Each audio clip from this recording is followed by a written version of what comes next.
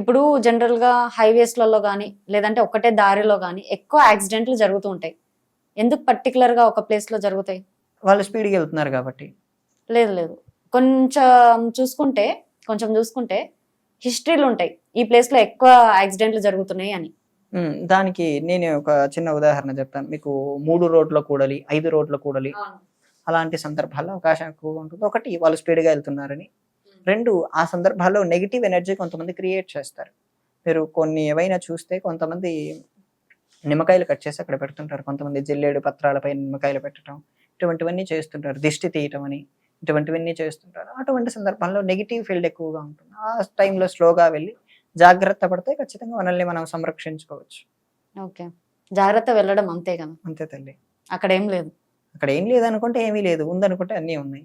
చాలా మందికి దిష్టి తీసి ఇవన్నీ చేసి కూడా మూడు రోడ్ల మధ్యలో చేస్తూ ఉంటారు, పెడుతూ ఉంటారు. ఇంట్లో చేశాక 3 రోడ్ల మధ్యలో పెడతారు. కొంతమందికి 3 రోడ్లో కూడా తీస్తారు. అది వాళ్ళ పరిస్థితిని బట్టి.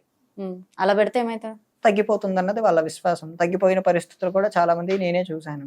అది తగ్గిపోతుంది, వాళ్ళకి తగ్గిపోతుంది, కానీ అది తీసి పెట్టినాక అక్కడ దాటిపోతే వాళ్ళకు కలుగుతుంది అది. అవును, నేనే చూసాను. అవును, ఎందుకంటే నేనే ఒకసారి దాటిపోతుంటే చిన్నప్పుడు నాకు తగిలింది అది.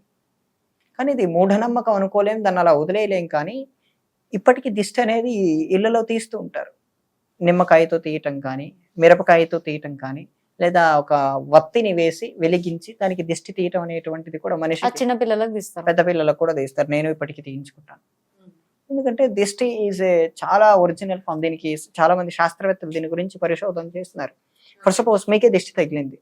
మా ప్రాంతంలో, మేముండే ప్రాంతంలో దిష్టి ఎలా తీస్తారంటే, ఒక వత్తి వేసి, వత్తి అంటే పత్తితో చేసినటువంటి వత్తి, నూనెలో వద్ది, దాన్ని వెలిగించి తీస్తే ఆ దిష్టి మీలో నుంచి తగ్గి కొద్దిసేపటికి అది నూనె రూపంలో కారిపోయి దిష్టి తీసిన 15-20 నిమిషాలకు మీకున్న నొప్పులు తగ్గిపోతాయి. ఇది నేను కొన్ని వందల సార్లు ఎక్స్పీరియన్స్ చేశాను. కొన్ని వందల సార్లు, నాట్ 1 టైం, నాట్ 2 టైమ్స్. దిష్టి ఎలా తాకుతుంది?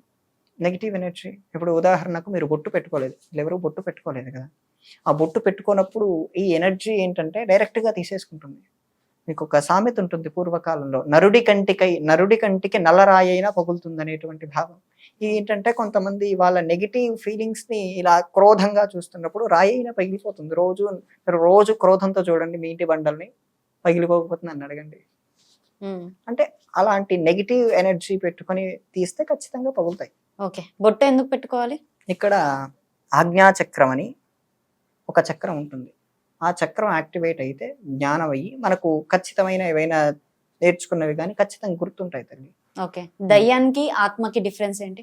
దయ్యం అనేది లేదంటాను, ఆత్మ అనేది ఉందంటాను. ఆత్మ మీలో ఉంది, నాలో ఉంది, సర్వత్రా ఉంది. మనం చనిపోయాక ఎక్కడ వెళ్తుంది ఆత్మ? చేసినటువంటి కర్మని బట్టి. అంటే మీరు మంచి చేసినా చెడు చేసినా చేసినటువంటి కర్మని బట్టి దానికంటూ స్థానాలు ఉంటాయి. ఎలాంటి స్థానాలు? చెడ్డ పనులు ఎక్కువ చేశారనుకోండి నరకానికి వెళ్తారు, మంచి పనులు ఎక్కువ చేశారనుకోండి స్వర్గానికి వెళ్తారు. అటు ఇటు చేస్తే? అటు ఇటు చేసినా కూడా ఏముండదు. ఇక్కడ కూడా 2 వేరియేషన్స్ ఉంటాయి. ఎక్కువ పాపమా, ఎక్కువ పుణ్యమా. ఎక్కువ పాపం చేసిన వాళ్ళకి అక్కడ ముందే ఒక 2 విధానాలు పెడతారు. నువ్వు 40% పుణ్యం చేసావు, 60% పాపం చేసావు, నువ్వు ముందు పుణ్యం అనుభవిస్తావు, పాపం అనుభవిస్తావు అని అడుగుతారు. లేదంటే నేను స్వర్గానికి వెళ్తాను అనుకోండి, 40% అయ్యేంత వరకు స్వర్గంలో ఉంటావు. After that you going to నరకమే. నరకంలో అయిపోయాక మళ్ళీ మీ కర్మానుసారం ఎన్ని వేల సంవత్సరాలు ఏం తప్పు చేసావు అనే దాన్ని బట్టే జీవులుగా ఎత్తి మళ్ళీ మోక్షం పొందటం కోసం మనుష్య జన్మ ఎత్తుతారు. డెత్ ఈజ్ అన్ఎక్స్పెక్టెడ్ అని అంటారు, అదొక కొటేషన్. అవును. మరి మన వారికి చూసుకుంటే, మీ వారికి చూసుకుంటే డెత్ అనేది దేవుడు రాసి పెట్టిందా? అంటే ఇక్కడ కాలాన్ని బట్టి చూసుకోవాలి తల్లి. కొంతమందికి యోగ సాధన చేసిన వాళ్ళు ఎప్పుడు చనిపోతారో, ఎలా చనిపోగలము అనేటువంటిది యాక్యురేట్గా చెప్పగలరు. యాక్యురేట్ అంటే నేను ఫలానా టైంకి, ఫలానా క్షణంలో, ఫలానా ప్రదేశంలో నేను చనిపోతానని కూడా చెప్పగలరు. జ్యోతిష్య శాస్త్రంలో కూడా ఇది ఉంది. జ్యోతిష్య శాస్త్రంలో ఇప్పుడున్నటువంటి చాలా మంది జ్యోతిష్యులు చెప్పలేరేమో, కానీ దీంట్లో నిజమైన శాస్త్రం చదువుకున్న వాళ్ళు, దీని లోతుల్లోకి పరిశీలించిన వారు, మన date of birth, time of birth లేదా పుట్టిన ప్రదేశం కరెక్ట్గా ఉంటే ఎప్పుడు చనిపోతామో అన్నటువంటి నిర్దేశన కూడా మనకు జాతకంలో కనపడుతుంది. అంటే ఇప్పుడు మీరు అంటున్నారు కదా నేను చెప్తాను అని. నేను చెప్తానన్నట్లేదు, యోగ సాధన చేసిన వాళ్ళు చెప్తారంటున్నాను. ఓకే, అయితే మీరైతే చెప్పలేరు. నేను కాదు, నేను మీరు చచ్చిపోతారని నేను ఎలా చెప్తాను? మీది మీరు, నాది నేను తెలుసుకున్నాను, నేను బయటికి చెప్పనక్కర్లేదు. ఓకే, అయితే ఇప్పుడు రాసి పెట్టి ఉంటేనే చస్తారు అని అంటున్నారు. మరి యాక్సిడెంట్లు కానీ అన్ఎక్స్పెక్టెడ్ కర్మ సిద్ధాంతం ప్రపంచంలో సమాధానం ఉన్నటువంటి ఏకైక మతం సనాతన ధర్మమే. సనాతన ధర్మానికి రూట్స్ మూలం ఏంటంటే కర్మ సిద్ధాంతం తల్లి. ఈ కర్మ సిద్ధాంతాన్ని అర్థం చేసుకోగలిగితే ప్రపంచంలో ఉండేటువంటి ప్రతి దానికి సమాధానం దొరుకుతుంది. అవునా కదా? డెత్ రాసి పెట్టినప్పుడే చస్తారు, సూసైడ్ చేసుకుంటే అనుభవిస్తారు అని అంటారు. మరి అదేంటి? మళ్ళీ అడగండి. డెత్ రాసి పెట్టినప్పుడు చేస్తారు. ఎవరు రాసి పెట్టినప్పుడు? ఇప్పుడు మీరు అన్నారుగా కర్మ అని, మరి ఇది కూడా కర్మే. సూసైడ్ కూడా వాళ్ళ చేతుల్లో వాళ్ళే చేసుకున్న కర్మ. ఇప్పుడు ఒకరు ఫర్ సపోజ్ మళ్ళీ ఒకరు లవ్ ఫెయిల్యూర్ అయి ఆ డిప్రెషన్లో మధ్యానికి బానిసై ఏం చెయ్యాలో తెలియక సూసైడ్ చేసుకున్నాడు. ఆయన చేసుకున్నదే కదా, నేనేమైనా చేశాను కొత్తగా? ఆయన చేసుకున్నదే కదా. సో అటువంటి సిచ్యువేషన్స్ ఎవరికి వారు క్రియేట్ చేసుకుంటారు కొంతమంది.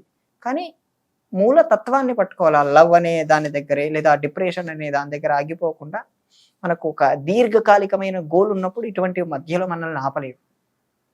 ఆ దీర్ఘకాలికమైన గోల్స్ కోసమే పనిచేయాలి, ఈ చిన్న చిన్న వాటి కోసం కాదు. ఓకే, సూసైడ్ చేసుకున్న పర్సన్స్ ది కూడా కర్మనే అంటారు. ఖచ్చితంగా.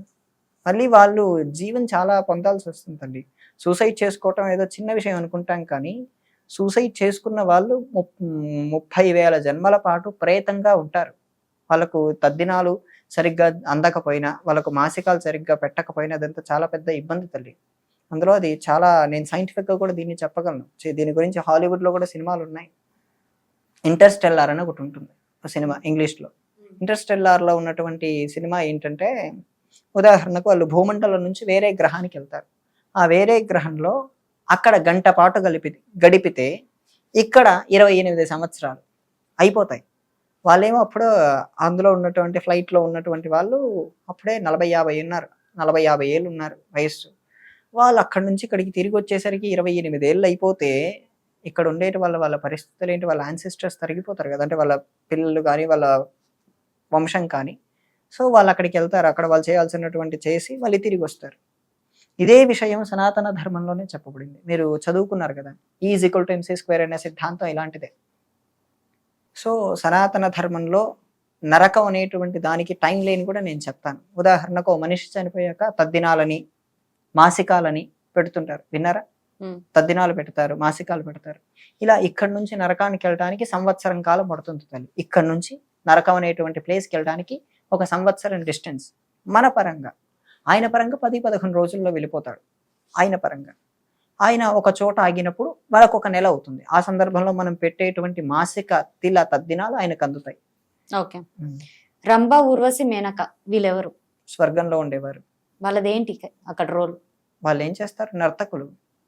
అంటే నర్తకులు అంటే నాట్యం చేస్తారు, అంతవరకే. ప్రతిదాన్ని తాత్వికంగా నేను చూస్తాను తల్లి. ఆ ఊర్వశి కొడుకు ఎవరో తెలుసా? వశిష్ఠ మహర్షి. వాళ్ళని కూడా తల్లిగా చూసేటువంటి తత్వం నాది. నేను ప్రతి ఒక్కరిని తల్లిగానే భావిస్తాను. వాళ్ళు నా తల్లులు అని చెప్తాను. ఇంకేమైనా కావాలి? ఓకే, ఆ స్వర్గంలో ఉండే రంభ, ఊర్వశి, మేనక నా తల్లులు. ఎందుకంటే మా గురువుగారు వశిష్ఠ మహర్షి. నా పరంపరలో వశిష్ఠుడు కూడా గురువు. ఆ వశిష్ఠుడి తల్లి అయినటువంటి పరమ గురువు గారి తల్లి గారు కాబట్టి నేను ఆవిడని తల్లి అని పిలుస్తాను. ఇప్పుడు చాలా వరకు గుడికి వెళ్ళగానే పాజిటివ్ వస్తుంది, పాజిటివ్ కోసం వెళ్తారు. ఆ పాజిటివ్ అనేది దేవుడిది ధీమా ఉండడం వల్ల వస్తుందా, లేదంటే అక్కడ ఉన్న సౌండ్స్ వైబ్రేషన్స్కి వస్తుందా? పాజిటివ్ అంటే ఇప్పుడు నేను చూస్తున్న పరంగా ఆగమ శాస్త్రం అని ఒకటి ఉంటుంది సనాతన ధర్మంలో. ఆగమ శాస్త్రం అనే దాని ప్రకారంగా యాక్యురేట్గా ఆగమ శాస్త్రాన్ని పద్ధతి పాటించి కట్టిన వాటిలో ఖచ్చితంగా పాజిటివ్ వైబ్రేషన్స్ అవి సదా సర్వదా అందులో ఉంటాయి. వాటిలోకి వెళ్తే ఖచ్చితంగా పాజిటివ్ వైబ్రేషన్స్ ఉంటాయి. అవి మీరు ఆ దేవుడు అనే భీమా లేకపోయినా సరే, ఒక నాస్తికుడిని తీసుకెళ్ళినా సరే ఆ పాజిటివ్ వైబ్రేషన్స్ ఆయనకు కనపడతాయి. ఎందుకంటే ఆ ఎనర్జీకి ఉన్నటువంటి ఎఫెక్ట్ అది.